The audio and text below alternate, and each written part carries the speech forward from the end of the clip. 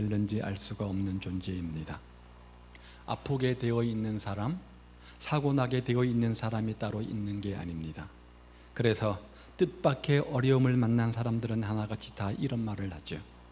나에게 이런 일이 생길 줄은 꿈에도 생각지 못했습니다. 정말 이런 일은 남 얘기인 줄 알았습니다. 흔히 우리가 이런 말을 하지 않습니까? 그러므로 이 세상 사는 사람들 중 나는 괜찮습니다. 나에게는 절대로 아무 일도 일어나지 않을 것입니다. 그렇게 큰 소리 칠 수 있는 사람은 세상에 아무도 없을 것입니다. 오늘 본문이 그것을 우리에게 교훈하는데요. 1절 말씀을 다시 한번 보십시오. 너는 내일 일을 자랑하지 말라. 하루 동안에 무슨 일이 일어날지 아무도 알 수 없기 때문이다. 이렇게 우리에게 교훈하지 않습니까? 또 야고보서 4장 13절에 보면 야고보 사도가 우리에게 권면하기를 내일 일을 너희가 알지 못하는다. 너희 생명이 뭐냐? 잠깐 있다가 없어지는 안개 같은 것 아니냐? 이렇게 똑같이 이야기를 합니다. 그래서 오늘이라고 하는 현실, 그 시간을 허비하지 말고 늘 주님 오실 날을 깨어 기도하면서 준비하면서 오늘을 내 인생의 마지막 순간처럼 그렇게 사는 삶을 살아야 한다라는 거죠. 그런데 오늘 우리 모습은 어떻습니까? 그렇지 못한 우리 모습 때문에 우리가 참 마음속에 갈등이 있습니다. 그러면서 그런 내 모습을 보면서 사람들은 어떤 기회로 삼는 것이 아니라 자꾸만 합리화하죠. 그러면서 말합니다. 내가 비록 지금은 이렇게 형편이 안 돼서 나태하고 무언가 열심히 하지 못하고 있지만 그렇지만 두고 봐라, 앞으로는 잘할 거다, 이렇게 큰 소리치며 자신을 합리화합니다. 그런데 그렇게 큰 소리나 뻥뻥 치고 살아가는 우리들에게 주님이 뭐라고 말씀하실까요? 앞으로라고? 앞으로 잘하겠다고? 너가 오늘 중에 무슨 일을 만날지 알 수 없는 그런 인생이면서 앞으로를 말하니 참으로 우습구나. 차라리 오늘 하루를 열심히 최선을 다하는 모습을 나에게 보여달라, 이렇게 요구하지 않으시겠습니까? 내가 지금은 가진 것이 없어서 주님께 헌신을 못하는데 드릴 것이 없는데 앞으로 부자가 되면 많이 헌신도 하고 헌금도 드리겠습니다. 그렇게 말하는 나에게 하나님은 네가 부자 되면 하겠다고 말만 하지 말고 비록 지금 가난해서 가진 것이 없다고 할지라도 지금 너에게 있는 것, 가장 소중한 것을 먼저 아낌없이 드리는 모습을 내가 지금 보고 싶다, 이렇게 말씀할 겁니다.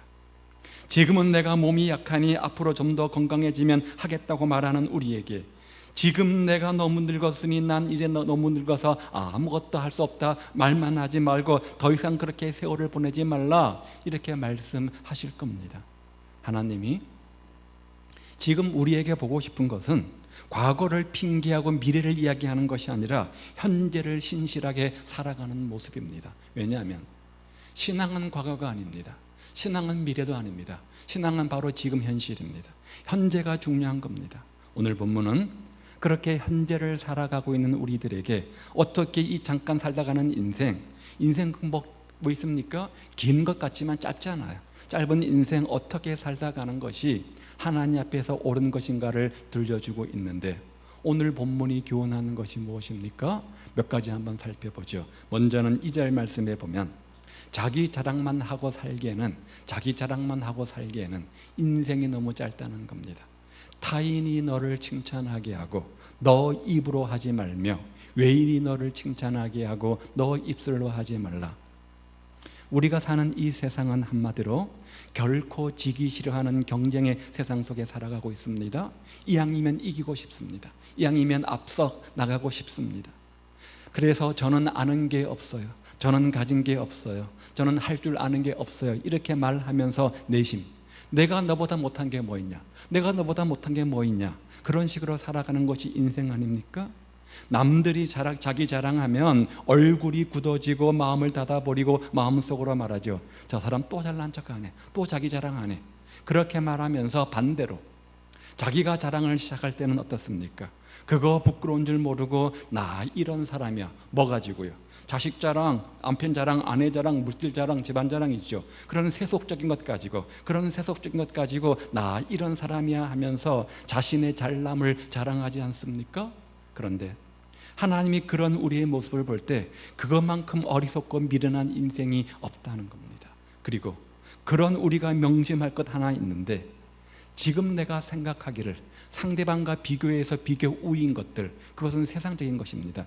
저 사람은 나보다 못하다고 여기고 있는 바로 그 사람이 실상은 나보다 몇 배 생각도 깊고 몇 배 겸손하고 몇 배 인품도 있고 몇 배 앞서가는 사람일 수 있다는 겁니다.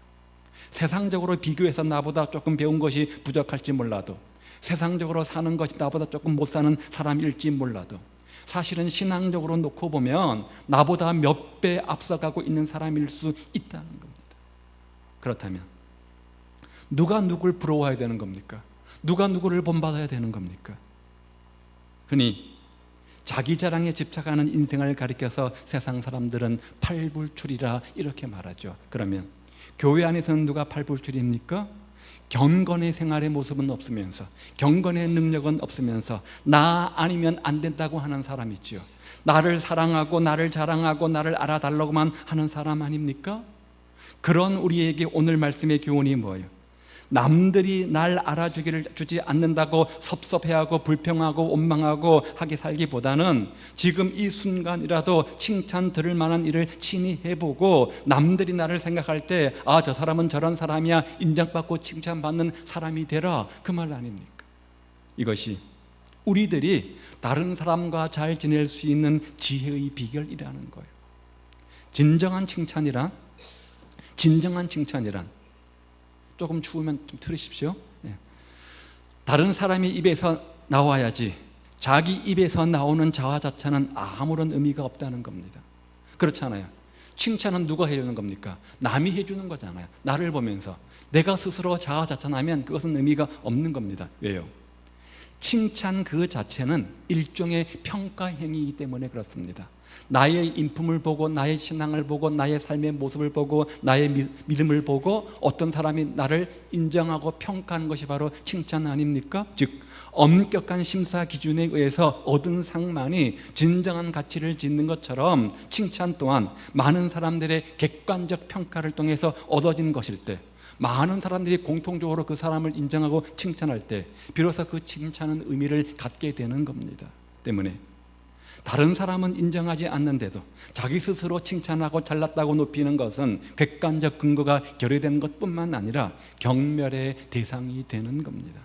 이에 대해서 사도 바울은 고린도후서 10장 12절에서 이렇게 권면하죠. 저희가 자기로서 자기를 헤아리고 자기로서 자기를 비교하니 지혜가 없도다. 지금 어떻게 한다는가요? 혼자 스스로 나는 잘났다, 나는 똑똑하다, 나는 지혜롭다 자화자찬한다는 거예요. 그런데 주님께서 뭐라고요? 지혜가 없는 인생이다, 미련한 인생이라 그렇게 말하는 거예요.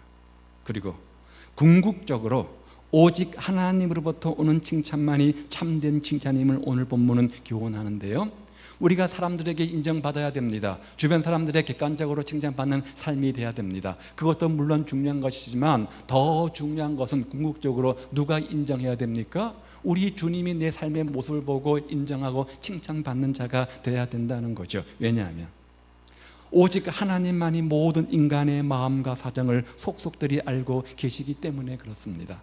우리는 잘 안다고 생각하지만, 제대로 판단하고 분석하고 평가했다고 생각하지만 잘못된 생각, 잘못된 판단, 잘못된 결론을 내릴 때가 얼마나 많이 있는지 몰라요. 오직 주님만이 올바른 판단과 결정을 할 수 있는 분입니다. 그래서 고린도후서 10장 18절의 사도 바울은 또 이렇게 권면합니다. 옳다 인정함을 받는 자가 자기를 칭찬하는 자가 아니요, 스스로 나는 옳다 잘났다고 하는 사람이 인정받는 자가 아니라 그 다음에 뭐라고요? 오직 주께서 칭찬하시는 자니라. 주님께서 인정하셔야 됩니다. 사람의 인정이 중요한 것이 아니라 주님의 인정이 중요하다는 거예요. 따라서 선한 일을 많이 함으로써 먼저는 사람들 유대인들의 칭찬을 받았고 믿음으로써 주님의 칭찬까지 받았던 로마의 백부장처럼 우리도 오직 묵묵히 선과 의를 행함으로써 주변 사람들 내 지체들에게는 물론이고 하나님으로부터 영원히 쇠하지 않을 칭찬과 영광을 받는 저와 여러분 되시기를 우리 주님의 이름으로 축복을 드립니다. 짧은 인생 자기 자랑만 스스로 잘났다고 자화자찬하고 살기에는 너무나 우리 인생이 짧다는 거예요. 두 번째 교훈은요, 두 번째 교훈은 이것저것 내 마음에 드는 자리를 골라가면서 살기에는 우리에게 시간이 너무 짧다는 거죠. 7절 말씀을 보십시오. 배부른 자는 꿀이라도 싫어하고 줄인 자에게는 쓴 것이라도 달다. 무슨 말이야? 내가 지금 배가 많이 불러 있습니다. 많은 것을 먹어서 배가 불러 있으면 그 다음 아무리 좋은 산의 진미가 나와도 입맛이 땡기지가 않습니다. 별로 맛이 없습니다. 반면에 정말 내가 너무나 배가 고파 있으면 너무나 맛없는 음식이 나와도 맞죠? 진수성찬처럼 먹지 않겠습니까? 그것을 이야기하는 겁니다. 즉 사람마다 하나님 주신 내 자리가 따로 있다는 거예요. 가정에서, 교회에서, 직장에서, 처한 삶의 현장 속에서 각자의 역할과 각자의 직분들이 있다는 거죠. 그런데 때론 우리가 그 자리가 마음에 들지 않아서 그 자리를 박차고 떠나서 더 나은 삶을 보장받을 것 같아서 자리를 찾아 헤맬 때가 참 많이 있지 않습니까? 주어진 삶의 현장에 만족하지 못하고 또 다른 것을 우리가 마음에 둘 때가 많이 있습니다. 그런데 대부분의 경우 그것이 나에게 올무가 되고 신앙을 잃어버리는 계기가 되어지고 후회하게 만드는 경우가 참 많이 있는 경우를 보죠. 지금의 내 자리, 지금의 내 가정, 지금의 내 직장, 지금의 내 현실을 비참하게 여기고 있는 사람 결코 행복할 수가 없습니다. 그리고 결코 만족과 감사의 삶을 살 수가 없습니다. 지금 내 자리를 우습게 여기고 소홀히 여기는 사람들 결코 지금보다 더 큰 일을 감당할 수도 없습니다. 왜냐하면 하나님은 작은 일에 충성한 자를 나중에 큰 일로 충성하게 만들기 때문에 그렇습니다. 그래서 지금의 내 자리에 충실한 자세를 가진 사람들만이 하나님 앞에서 크게 쓰임받게 되어지는 겁니다. 한번 예를 들어보죠. 요셉을 기억합니다. 요셉은 어떤 사람입니까? 형통함의 대명사 아닙니까? 형통한 사람이었습니다. 그런데 그는 철저한 현실 중심의 사람이었습니다. 현실 충성의 사람이었습니다. 자기가 가는 모든 자리가 곧 하나님께서 뜻이 있어서 보내신 자리라 그렇게 확신했던 사람 아닙니까? 그래서 자기가 원하는 자리가 아니었습니다. 어떤 거요? 그 자리가 집 종살이 하는 거지만 억울한 감옥살이든 자기가 원치 않았던 자리였지만 어떻게 했습니까? 불평하고 원망하지 않고 오히려 그 안에서 얼마나 현실적으로 충성하며 성실하게 살았습니까?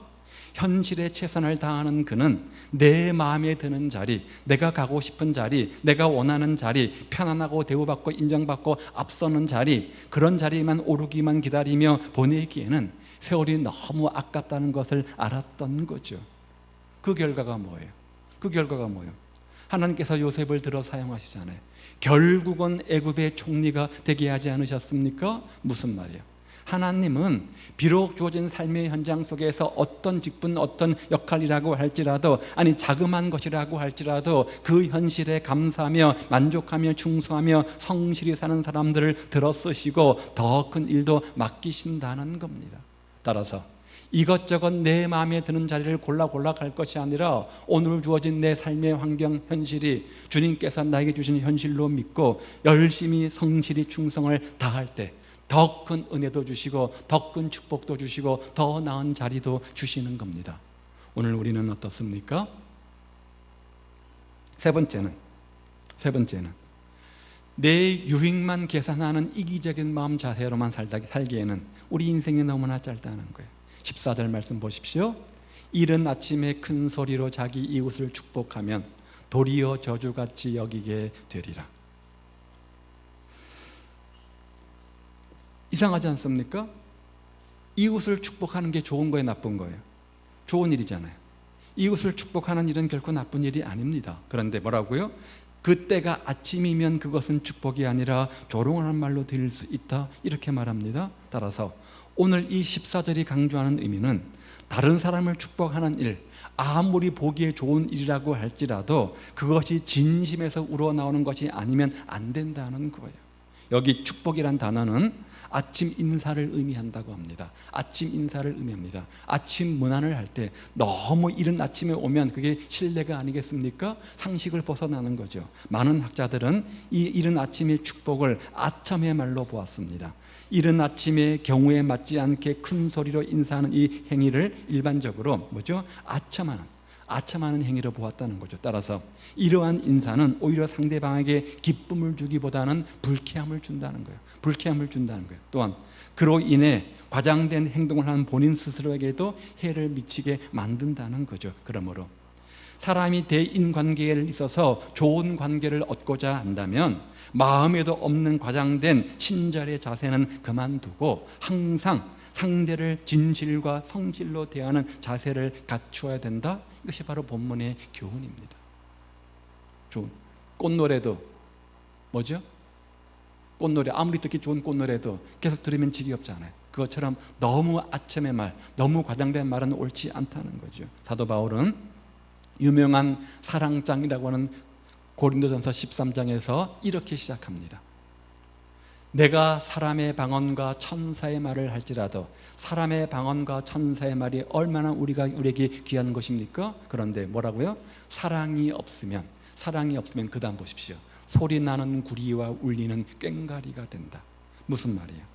진심이 없는 말, 진정성이 결여된 말은 아무리 아름다운 미사여구로 채워져 있고 상대에 대한 축복과 칭찬의 말이라고 할지라도 무의미 없는 소리에 불과하다는 거잖아요. 심지어 듣기 싫고 짜증스러운 소리가 나는 구리 같고 울리는 꽹과리 소처럼 너무나 듣기 싫은 소리가 되어버린다는 거예요. 다시 말해서 아무리 좋은 말, 아무리 아름다운 말, 아무리 상대방을 높여주는 말이라고 할지라도 거기에 진실성이 없으면, 거기에 진심이 안 담아있으면 무용지물이고 도리어 해가 된다는 거예요. 솔로몬 역시 오늘 본문에서 이를 직시하고 오늘 말씀 속에서 아첨의 말, 부적절한 칭찬의 말을 경계하고 그런 마음에 없는 축복을 하지 말 것을 권면하고 있습니다. 사랑하는 여러분, 그렇다면 오늘 우리의 언어, 우리의 인간관계, 우리의 행실은 어떠해야 됩니까? 물론 타인을 높여주고 타인을 격려하는 것은 좋은 일입니다. 당연히 그렇게 하시기를 바랍니다. 제들을 겸손한 마음으로 섬기고 말 한마디라도 위로하며 격려하며 영혼을 세우고 사람을 살리는 말의 주인공들 되시기 바랍니다. 이양하는 말이라면 격려의 말이 되시기 바랍니다. 칭찬의 말이 되시기 바랍니다. 섬김의 말이 되시기를 바랍니다. 또한 이웃과 보다 나은 관계를 형성하는 것이 굉장히 중요한 일입니다. 좋은 관계를 가지십시오. 섬김을 통해서 낮아지는 종의 자세를 가지고 잘 섬겨서 주변 사람들과 좋은 관계도 가지시기 바랍니다. 그런데 사도 바울이 우리 성도들의 언사에 관련해서 골로새서 3장 17절에서 이렇게 말하죠.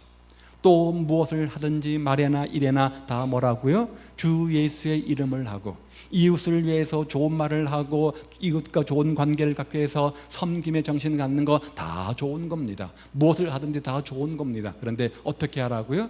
주 예수의 이름으로 하라. 이 말씀을 기억하시기를 바랍니다. 따라서 우리 모든 언사는 주님의 이름 앞에 부끄럽지 않고 떳떳하고 당당한 것이 되어야 되고 그 모든 것 중에 가장 먼저 진실에 기초한 것, 참된 것이 되어야 한다는 거죠. 이 사실에 비추어서 한번 여러분 언사를 돌아보시기를 바랍니다. 혹 거짓과 가식에 길들여진 것이라고 한다면, 내 언행심사 가운데 거짓과 가식이 있다고 한다면 예수의 이름으로 제하시기를 바랍니다.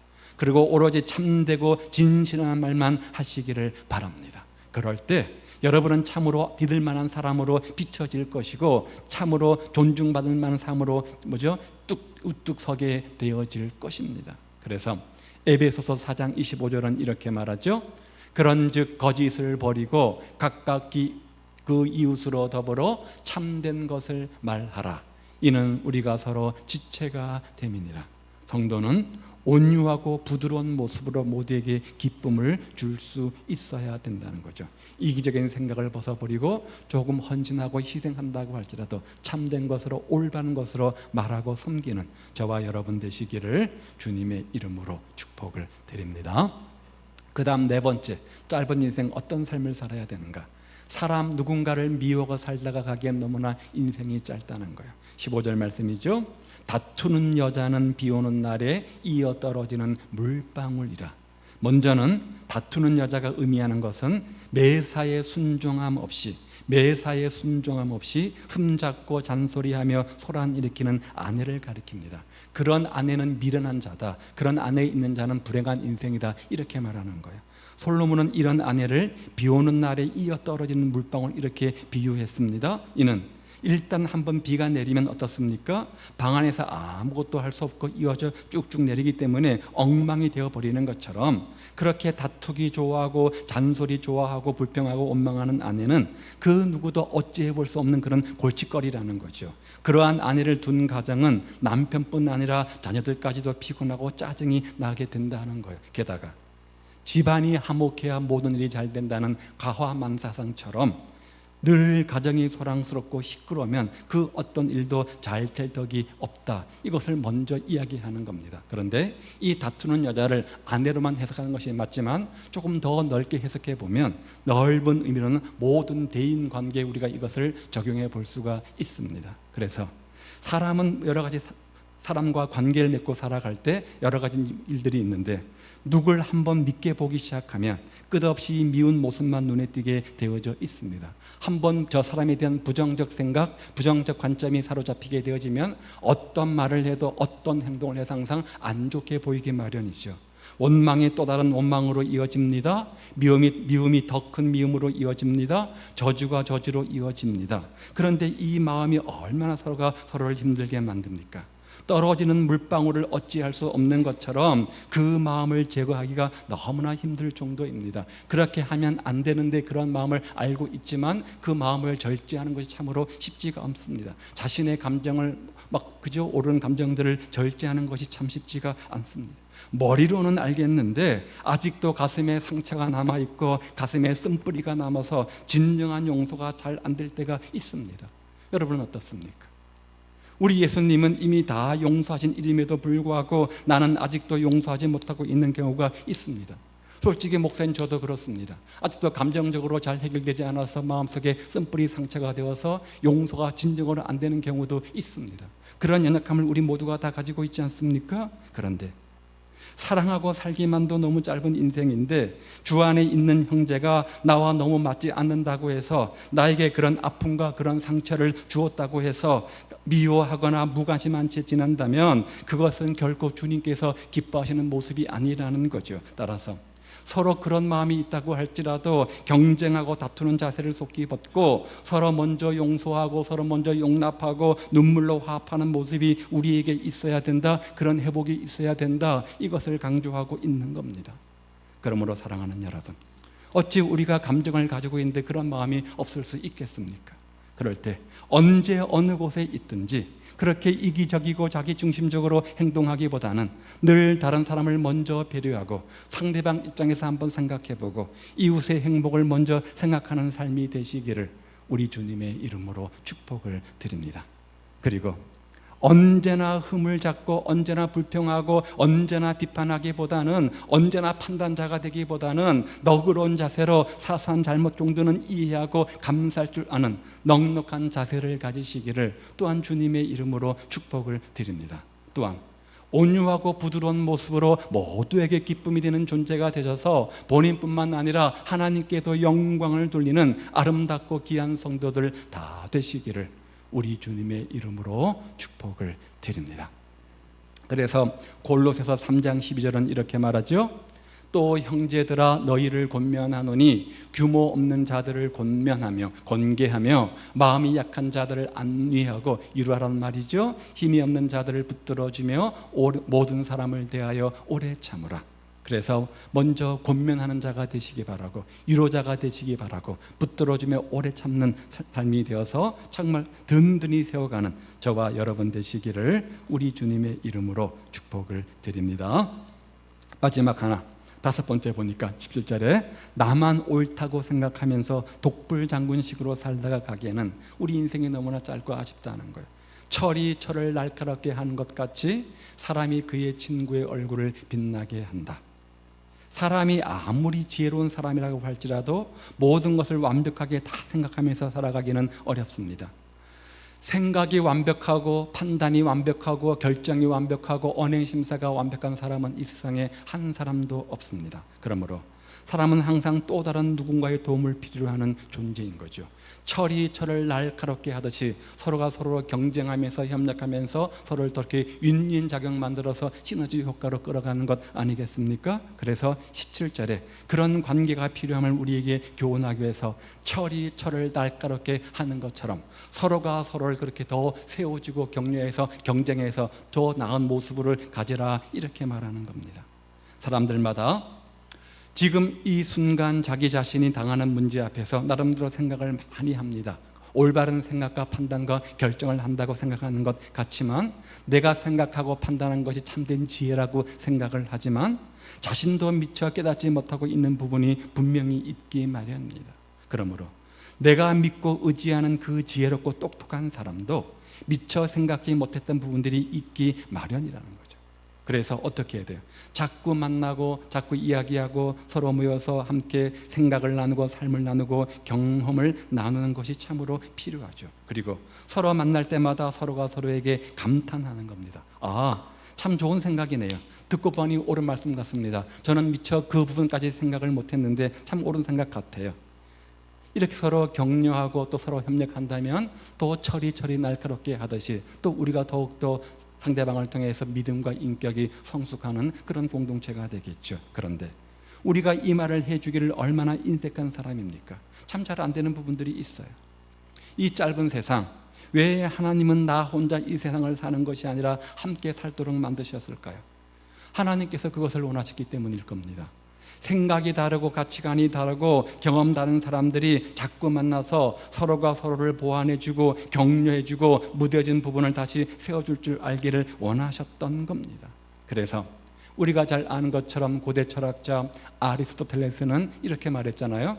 인간은 사회적 동물이다. 인간은 사회적 존재란 혼자 사는 것이 아니라 함께 어울려 사는 그런 존재라, 이 말이죠. 또한 모페치라는 학자는 이렇게 말했죠.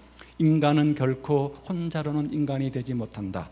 그의 동료가 와서 언어로나 모범을 통해서나 자극을 주고 각성시키면 홀로 있을 때와는 비교할 수 없을 정도로 세련되게 성장한다. 서로에게 도전도 받고 서로에게 격려도 받으면서 때론 책망도 받으면서 칭찬도 받으면서 또 힘도 얻으면서 서로 성장하는 존재가 바로 인간이라, 그 말이죠. 그런데 그렇게 인간을 변화시키고 성장시키는 요소는 크게 두 가지입니다. 하나는 경쟁이고 또 하나는 협력입니다. 그런데 협력이라는 단어는 참 이해가 되고 동의가 쉬운데 경쟁이라는 단어는 참 우리가 받아들이기가 쉽지가 않습니다. 왜냐하면 우리가 경쟁이라는 단어를 떠올릴 때 긍정적 이미지보다는 부정적 생각이 먼저 앞서기 때문에 그렇죠. 세상 사람들 사이에서 경쟁을 통해서 라이벌 관계를 통해서 서로 적개심을 가지고 싸우고 시기 질투하고 반목하고 심지어 음모를 꾸미는 부정적 모습을 많이 보았기 때문에 그렇습니다. 그런데 경쟁에는 그렇게 부정적 요소만 있는 것이 아닙니다. 긍정적 요소도 있습니다. 선한 목표를 가지고 함께 노력하며 경쟁할 때 더 큰 시너지 효과를 갖게 되어지죠. 마라톤 선수가 경쟁자 없이 혼자 달리면 좋은 성적이 나오지 않는다고 해요. 그런데 반대로 옆에 경쟁하는 경쟁자가 있으면 서로 경쟁하면서 서로 힘이 되어가지고 더 좋은 기록을 낼 수 있다고 합니다. 그러므로 이 세상에서 만나는 사람들과의 다양한 만남을 통해서 먼저는 나 자신을 날마다 깨트리고 연단하며 훈련할 수 있는 성도들이 다 되시기를 바랍니다. 때로 협력하거나 때로 경쟁하면서 모든 만남과 관계를 자신을 훈련하고 연단하는 기회로 삼아가지고 영육 간에 성장하고 발전하는 여러분 되시기를 우리 주님의 이름으로 축복을 드립니다. 그래서 천국이란 선한 목표를 가지고 믿음의 성숙, 믿음의 신앙의 성숙, 교회 공동체의 부흥, 건강한 공동체의 부흥, 이런 선한 목표를 가지고 서로 선의의 경쟁을 하면서 힘껏 달려가서 영적으로 큰 성숙을 이루시고 교회 전체적으로 하나님의 부흥과 성령의 부흥의 역사가, 성령의 열매가 더 풍성해질 수 있기를 우리 주님의 이름으로 축복을 드립니다. 그것을 위해서 때로는 협력도 필요하고 때로 경쟁도, 선한 경쟁도 필요한 겁니다. 그래서 히브리서 10장 24절에 보면 이렇게 말하죠. 서로 돌아보며 서로 사랑하며 서로 선행을 격려하며 이렇게 말씀하고 있지 않습니까? 서로 그렇게 함을 통해서 우리는 내 옆에 지체가 필요한 존재임을 느끼고 나만 잘났다 나만 옳다의 독불장군식의 태도를 버리고 함께 협력할 존재임을 믿고 서로 돌아보아 사랑과 선행을 격려를 힘쓰는 저와 여러분 되시기를 우리 주님의 이름으로 축복을 드립니다. 자, 오늘 본문은 우리 인생이 짧다고 말합니다. 내일 어떤 일이 벌어질지 아무도 알 수 없다고 말합니다. 그런 인생을 살아가는 우리가 어떻게 삶의 자세를 가져야 되는가? 우리에게 독불장군식으로 나만 옳다는 식의 삶을 살지 말고 서로가 보완과 협력과 경쟁을 통해서 보완관계를 맺으라 이렇게 말하죠. 또요, 사람을 미워하지 말고 사랑하고 용서하고 인내하며 살라고 말씀합니다. 또요, 내 유익만 챙기지 말고 자기중심적 사리사욕만 챙기지 말고 희생하며 헌신의 주인공 되라 이렇게 말합니다. 헛된 꿈을 버리고 현실에 충실한 자족과 만족의 삶이 되라 이렇게 말합니다. 또 자기를 내세우기보다는 자화자찬의 주인공 되기보다는 겸손한 마음을 가지고 섬겨서 주변 이웃들이 지체들이 나를 인정하고 칭찬하는 삶을 살라 이렇게 교훈합니다. 오늘 이 교훈을 마음에 새기고 너무나 짧은 인생, 짧지만 짧을수록 알차게 그래서 후회없게 살다가는 저와 여러분 되시기를 우리 주님의 이름으로 축복을 드립니다. 기도하겠습니다. 오늘 본문이 우리에게